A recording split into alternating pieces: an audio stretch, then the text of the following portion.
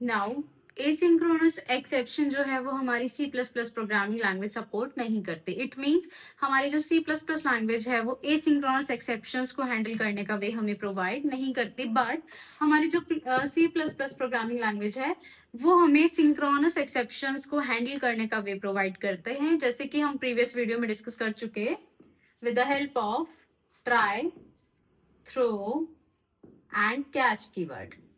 With the help of these three keywords, we can handle the synchronous exceptions.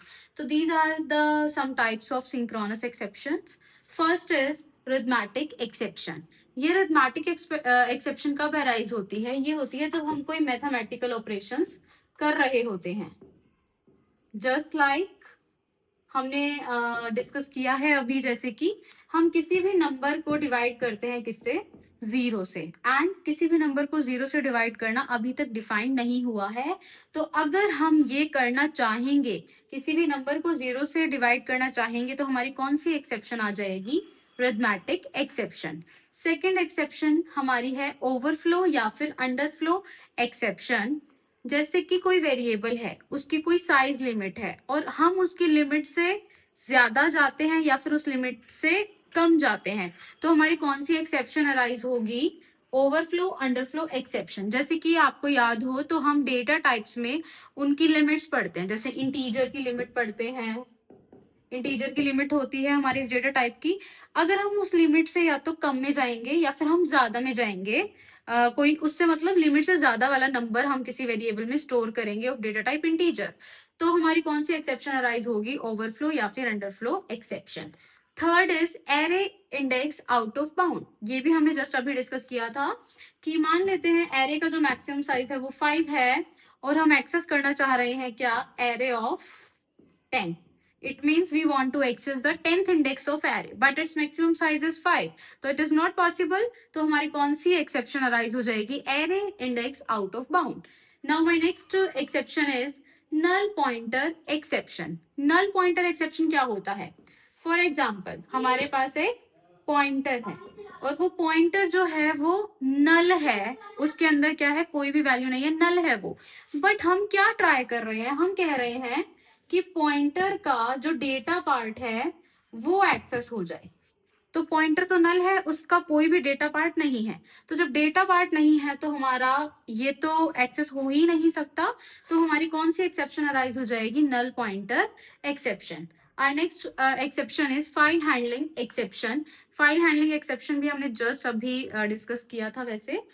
तो जैसे कि हम कोई फाइल ओपन करना चाह रहे हैं रीडिंग मोड में, बट वो फाइल हमारे सिस्टम में एग्जिस्ट ही नहीं कर रही, और या फिर हमारे कंपाइलर को या फिर किसी को भी वो फाइल जो है वो मिली ही नहीं, तो हमारी फाइल हैंडलिंग एक्सेप्शन जो है वो अराइज हो जाएगी. For example file not found, की फाइल जो है वो हमें मिली ही नहीं है, तो कौन सी एक्सेप्शन आ जाएगी? हमारी फाइल हैंडलिंग एक्सेप्शन.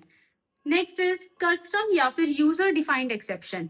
ये कुछ ऐसी एक्सेप्शंस होती हैं जो पहले से ही इनबिल्ट नहीं है हमारी C++ प्रोग्रामिंग लैंग्वेज में, बट कुछ ऐसे प्रोग्राम्स हम करते हैं जिसमें हमें इन एक्सेप्शंस को डिफाइन करने की जरूरत पड़ती है. फॉर एग्जांपल, हम कोई बैंक सिस्टम बना रहे हैं और उसमें अब लोगों के अकाउंट्स होंगे और हमने एक कंडीशन डाल दी कि जो अकाउंट का बैलेंस है वो नेगेटिव नहीं हो सकता, और अगर नेगेटिव होगा तो हमारी जो है एक्सेप्शन जो है वो अराइज हो जाएगी. तो उस केस के लिए हम अपनी खुद की एक्सेप्शंस जो हैं वो डिजाइन कर सकते हैं.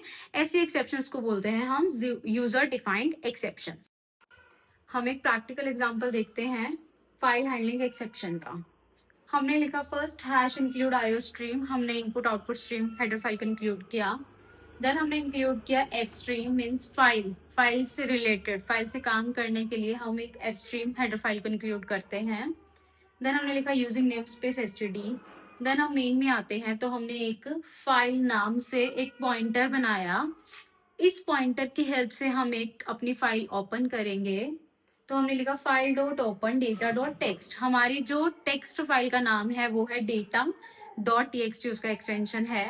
एंड ओपन जो है वो एक फंक्शन है जो हमारे फाइल को ओपन करने के लिए होता है.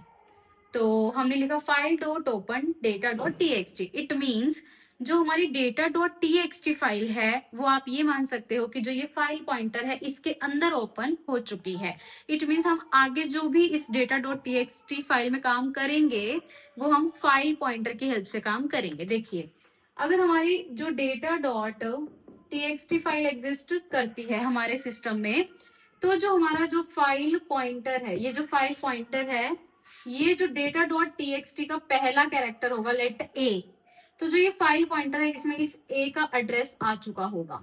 अगर ये डेटा डॉट टी फाइल हमारे सिस्टम में एग्जिस्ट करती है और सक्सेसफुली क्या हो चुकी है, ओपन हो चुकी है। तो आगे देखिए, ट्राई ब्लॉक में हमें ये डाउट था कि क्या पता फाइल ओपन हो या ना हो, मींस फाइल एग्जिस्ट करती ही ना हो सिस्टम में। तो हमें डाउट था इस वाले कोड में, तो दैट्स वाई हमने इसे कहाँ पे लिखा, ट्राई ब्लॉक के अंदर लिखा। तो हमने लिखा इफ नोट फाइल। देखो, जब अगर हमारी data dot T file exist ही नहीं करती होगी तो ओपन ही नहीं हुई होगी, और ओपन नहीं हुई होगी तो हमारे इस फाइल पॉइंटर के अंदर क्या वैल्यू आई होगी, नल। नल आई होगी ना। तो इसका मतलब क्या है, इफ नोट नल। देखो, नोट नल, नोट नल मतलब कि नल नहीं है, इसका मतलब ट्रू ना। नल का मतलब होता है जीरो या फॉल्स भी आप कह सकते हो, ठीक है। तो इसका मतलब क्या है, इफ नोट फॉल्स, की फॉल्स नहीं है, फॉल्स नहीं है तो क्या है, ट्रू है। तो इसका मतलब फाइल में क्या था, फॉल्स। फाइल में फॉल्स का मतलब कि फाइल एग्जिस्ट नहीं करती, फाइल ओपन नहीं हुई किसी भी रीजन के कारण से। तो अगर मेरी फाइल ओपन नहीं होगी तो ये वाली कंडीशन जो है वो ट्रू हो जाएगी। तो ट्रू होने के बाद हमारा जो इफ ब्लॉक है ये थ्रो करेगा एक run time error, run time underscore error. और रन टाइम अंडरस्कोर एरर के अंदर हमने एक मैसेज प्रिंट कराया, that is file not found. Means जो रन टाइम एरर है हमारी, ये एक मैसेज कंटेन कर रही है अपने अंदर, फाइल नोट फाउंड। तो जैसे ही हमारे कंपाइलर को थ्रो ब्लॉक मिलता है, मतलब थ्रो कीवर्ड मिलता है, सॉरी, जब थ्रो कीवर्ड मिलेगा तो वो सीधा थ्रो से कहाँ जाता है, कैच के पास जाता है। तो थ्रो के बाद कैच के पास आ गया, कैच ने क्या कैच किया, रन टाइम एरर। देखो, ये रही मेरी रन टाइम एरर। और जो भी ये मैसेज होता है ना, इसके लिए हमें एक ऑब्जेक्ट लेना पड़ता है, और मैंने एंड लिखा, एम्परसेंड। एम्परसेंड मीन्स जो भी मेरा ये मैसेज है, फाइल नोट फाउंड, ये ई के एड्रेस में क्या हो जाएगा, स्टोर हो जाएगा, ठीक है। और फिर कैच के अंदर मैं क्या करा रही हूँ, मैं प्रिंट करा रही हूँ, सी आउट करा रही हूँ। सी आउट हो जाएगा क्या, एक्सेप्शन कोड की एक्सेप्शन मिल गई है हमें। और ई डॉट वॉट एक हमारा फंक्शन होता है जो ई के अंदर जो भी मैसेज होता है उसे प्रिंट कराता है, मीन्स उस मैसेज को हमारा क्या करता है, ये प्रिंट कराएगा, क्योंकि हम सी आउट करा रहे हैं। तो ई डॉट वर्ड की हेल्प से हमारा जो ये मैसेज है, फाइल नोट फाउंड, ये हमारा सी आउट हो जाएगा। यहाँ पे मीन्स ई डॉट वर्ड पे हमारा ये वाला मैसेज विजिबल हो जाएगा, फाइल नोट फाउंड, क्योंकि हम सी आउट करा रहे हैं तो ये प्रिंट हो जाएगा। उसके बाद एंड मीन्स हमारा जो कंट्रोल है वो नेक्स्ट लाइन में चला जाएगा। बट सेकेंड केस देखो, अगर मेरी फाइल जो है डेटा डॉट टी वो ओपन हो जाती है सक्सेसफुली, इसका मतलब इस फाइल पॉइंटर में इसके पहले कैरेक्टर का कुछ एड्रेस आ जाएगा, लेट की एड्रेस जो है वो 101 है कुछ भी। तो इधर आइए, अब इफ नोट फाइल, देखो इसका मतलब क्या है, फाइल, फाइल के अंदर क्या वैल्यू है, 101, और कोई भी नॉन जीरो वैल्यू जो होती है उसे हम ट्रू मानते हैं, ट्रू। तो देखो, इफ नोट ट्रू, कि ट्रू नहीं है तो इसका मतलब फॉल्स है। फॉल्स है तो ये इफ वाला पार्ट रन नहीं होगा। तो हमारा कौन सा पार्ट रन होगा, ये वाला सी आउट वाला। सी आउट करा रहे हैं हम क्या, फाइल ओपन सक्सेसफुली। तो देखो, अगर थ्रो ही नहीं रन होगा तो कैच की तो टर्न ही नहीं आएगी। तो अगर थ्रो आएगा, थ्रो रन होगा तो हमारा कैच वाला ब्लॉक भी रन होगा।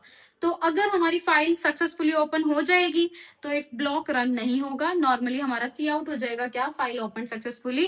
अदरवाइज मेरी अगर फाइल ओपन नहीं हुई सक्सेसफुली तो मेरा इफ ब्लॉक रन होगा, इफ ब्लॉक रन होने के कारण थ्रो रन होगा, थ्रो रन होने के कारण मेरा कैच ब्लॉक रन होगा, ठीक है। और फिर पूरा प्रोसेस रन होने के बाद मेरा return 0 and now my programme is over.